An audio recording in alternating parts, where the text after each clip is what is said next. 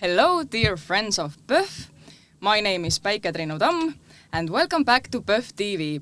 We are right in the heart of Black Nights Film Festival, and I have in the studio with me one great filmmaker from Ireland, Brian Durnin, with his film Spilt Milk, which is a story about 11-year-old Bobby who dreams of becoming a great detective.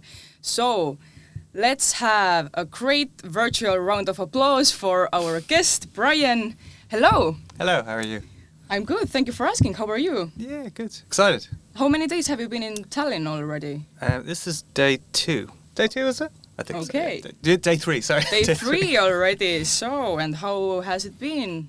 Yeah, good. Very interesting. So we had a little bit of time to kind of acclimatise, and then we did the ceremony last night, the open ceremony, which was amazing, and the red carpet and all that. And we have 2 young cast with us, so it was super exciting for them. I mean, they're kind of going 12, both of them, are they?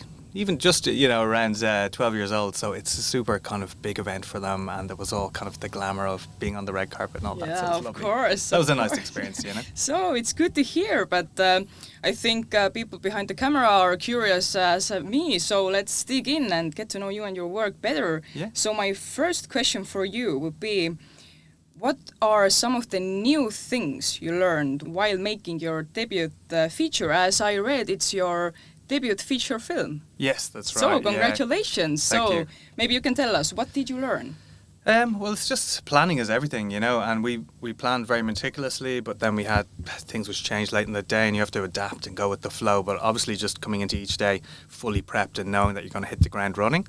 And we were working with children, so the hours that they can be on set is slightly limited, so we had to be very astute in terms of how we used body doubles and stuff like that to make sure we maximised all our time, So there was a learning curve there for me, certainly. I've been shooting stuff a long time, so in terms of the nuts and bolts of being on set and all that stuff, I've done a lot of it. But that part of just organisational stuff and knowing that when we come in with the cast we'll have a certain amount of time to block a scene was kind of learning on my feet a little bit, which was great. And I had a very extremely experienced DOP, Carl Waters, who shoots a lot of big drama, so he was fantastic. And we would come in, I would always have kind of a blocking in mind for a scene and a shot list, and we would look at that, and then he would have fantastic suggestions on the day, and if we got a little behind on time, he was great at coming in with stuff to catch up on that. So I suppose in terms of what I've learned, if I was going into the next project, I would have kind of like an ideal shot list going into each scene, and then kind of like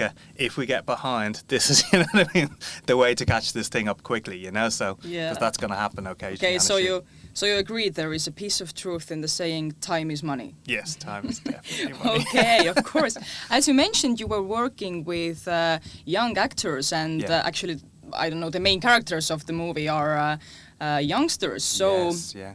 Do you remember who was your hero when you were a kid? Or it would be even better if you remember who was your hero when you were 11 years old. Yeah, I mean, that's a good question. I'm trying to think back to when I was that age. It's funny because I read the script and the kid's hero was Kojak, And when I was growing up, I did watch a lot of detective shows with my dad, so I would have been aware of all those guys. I'm not sure if they were my heroes. It was probably something predictable like Star Wars, It was probably Luke Skywalker, if I'm honest. Thinking back, I loved Indy as well. It's all Spielberg stuff, and that kind of thing. But yeah, I'd probably go Indiana Jones if I'm going back to my childhood, And it was really interesting then to see Cillian getting into that mindset of like how you put someone up on a pedestal, and you try to follow their lead in your own life. And that's ultimately what leads him on his journey in this movie, is him being curious and trying to follow in the footsteps of his hero. So yeah, good question. Okay. I should have thought. Definitely put me on the spot. You mentioned your little star of the movie, your main character, 11 years old Bobby, or on the set.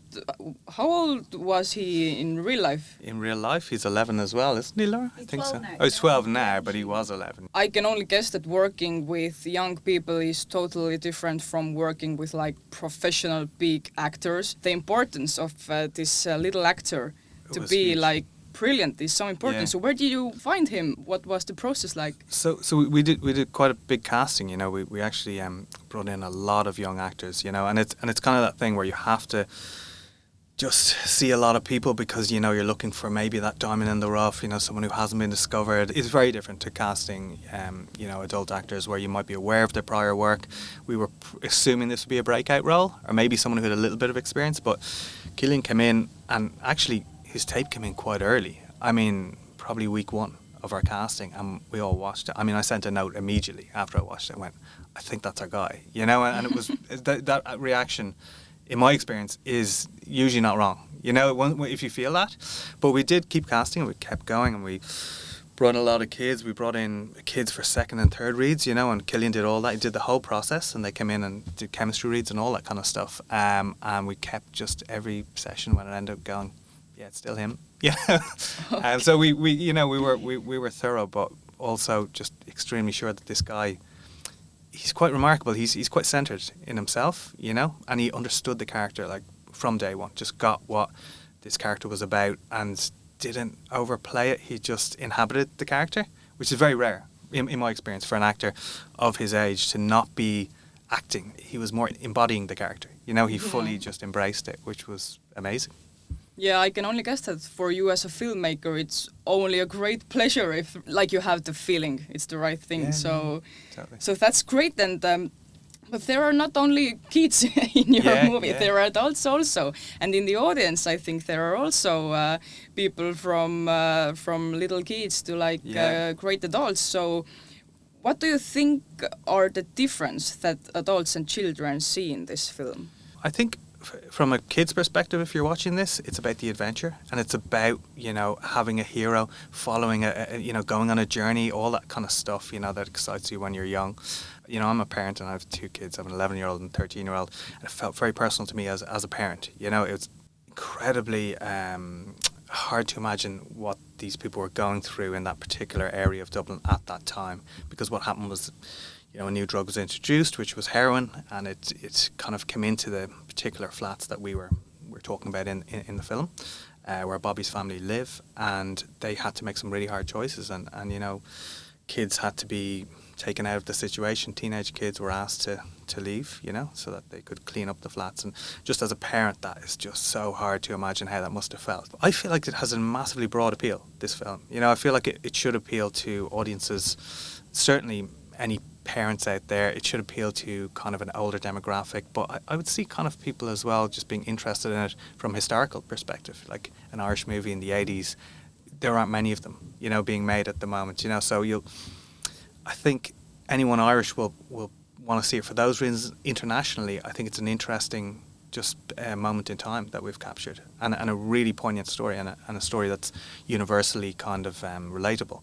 So I think if you're coming at it from, it doesn't matter where you're from, you know, you can, anyone can relate to being a kid, being a parent, being, you know, kind of having to make those hard choices for the betterment of your family and for trying to protect your family. It's pretty universal, so. So I know I was, you know, everyone wants to say that they're movies for everyone, you know, but it really does have quite a broad appeal, I think, this film, you know. Mm-hmm. But I think it is only a great thing if you can touch everybody, if you can like make everybody think about something or feel different emotions. But we sitting in the studio and everybody watching us from home, we can only get to know you from asking questions, but you, as you were also on set, maybe you can share us some memorable moment from the set. Do you know what? It's funny because someone did ask me this before. I think one of my good friends was like, "What was the moment? You know, what was that?" I think it's like common question because again, we didn't see like the kitchen side of the process. So. Yeah, there was one moment that really struck me, and it was, we've been looking for a piece of music for the parents to dance to. And it's a complex scene because they're going through some real emotional turmoil, you know, in their life with the choice they've had to make with their teenage son and to protect Bobby, you know, and to protect the family, you know. And they have this moment where they dance to this music, and I'd spent ages looking for a track. I was like, what would this music track be?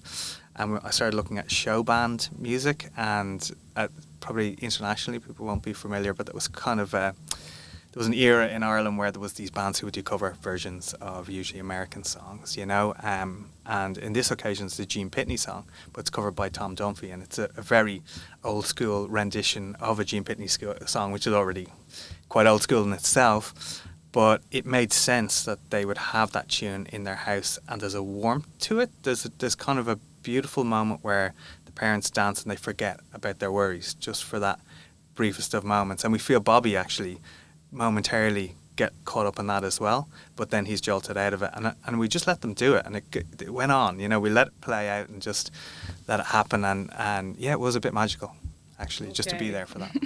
It's beautiful. It's good to hear you had such an amazing process with this work, but as I know, you are already an award-winning filmmaker, so I'm curious, what would be next for you? Do you have some kind of new projects already coming up? I'm adapting a book at the moment by Donald Ryan, which is, we're working on the screenplay for that at the moment. I have a TV show which is in development, and Laura McNicholas, who is a producer on the film, is involved in that TV show. It's called The Liberties. It's quite a big show. It's a period show about Ireland and our history, and I suppose what it was like to live under oppression, you know. So it's set in the early 19th century. So we're working on that all the time. It's a big endeavour. We've been trying to get that going for a while. It's a super exciting project as well, you know. So kind of split between a bit of TV stuff and, as I said, the book adaptation in film. Big things are coming for you. So, am I right that in Black Nights Film Festival today is your first screening? Yes, that's okay, right, yeah. So I can only wish you the best of luck. I hope the work you have put your heart into touches all the audience's hearts also. Thank you so much. Thank you for coming in today. And thank you. Thank you. And for all our viewers, thank you for turning again back to PÖFF TV.